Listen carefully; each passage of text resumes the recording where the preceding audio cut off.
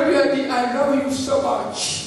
C'est-à-dire, il faut revaloriser le prix du kilogramme de cacao. Le 8 avril 2025 se sont ouverts à Yaoundé les travaux de la 111e session du Conseil international du cacao.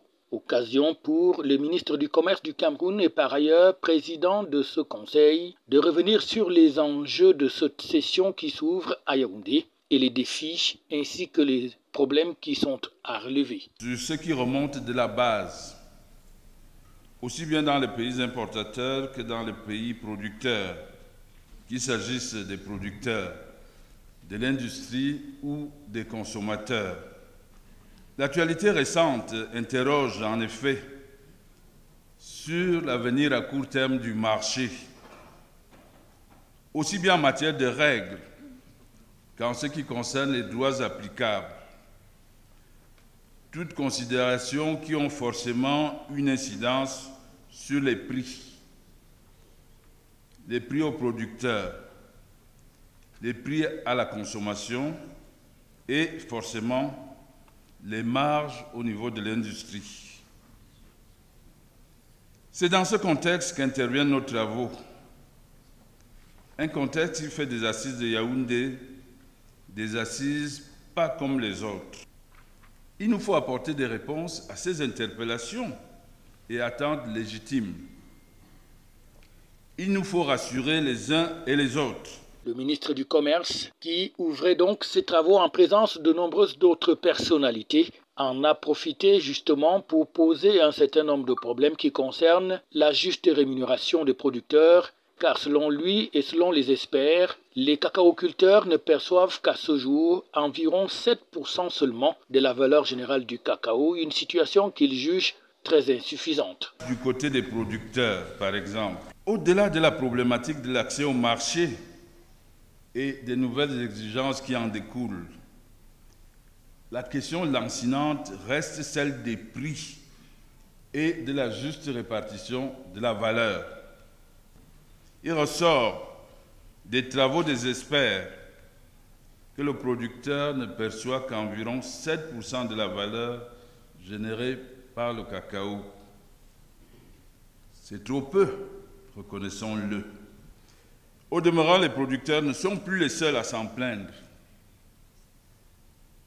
Ce sujet relève désormais du sens commun.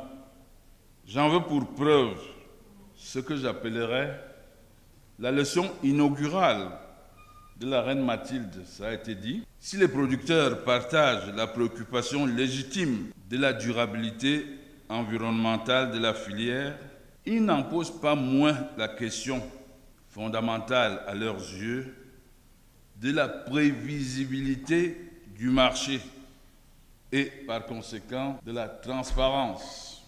Le combat des producteurs, et personne ne saurait leur en vouloir, est donc celui des prix justes, équitables et transparents. Autre problème évoqué, la situation de la production mondiale de cacao, avec notamment l'expérience des dernières années qui a apporté la preuve du peu de fiabilité de ces données. Une opacité qui, selon le ministre, ne se limite pas seulement à l'offre, mais aussi au niveau des stocks détenus par l'industrie, la demande réelle de broyage dans différents pays consommateurs. Il nous faut avoir le courage de nous remettre en cause et interroger les modèles économétriques développés jusque-là, dont la pertinence et la fiabilité relèvent du domaine du doute et sont de nature à tout remettre en cause, expliquant pour partie la fluctuation des prix que les uns et les autres, nous sommes les premiers à déplorer et à dénoncer. Transparence, transparence, où es-tu donc? Le vœu du Cameroun est en effet qu'on retienne de cette 111e session du Conseil international du cacao, quelle fut celle des jalons granitiques d'une chaîne de valeur mondiale du cacao économiquement, environnementalement et socialement durable, fondé sur les principes d'équité, de transparence et de profitabilité partagée. Les travaux de Yaoundé, on le comprend donc, sont d'une importance capitale pour essayer de relever davantage le niveau de vie des producteurs de cacao et, en définitive, l'intervention du président en exercice du Conseil international du cacao a appelé un examen critique des modèles économiques utilisés jusqu'à présent pour la fiabilité et la remise en cause des fluctuations des prix du cacao sur l'échiquier mondial et africain. FH News, votre télévision.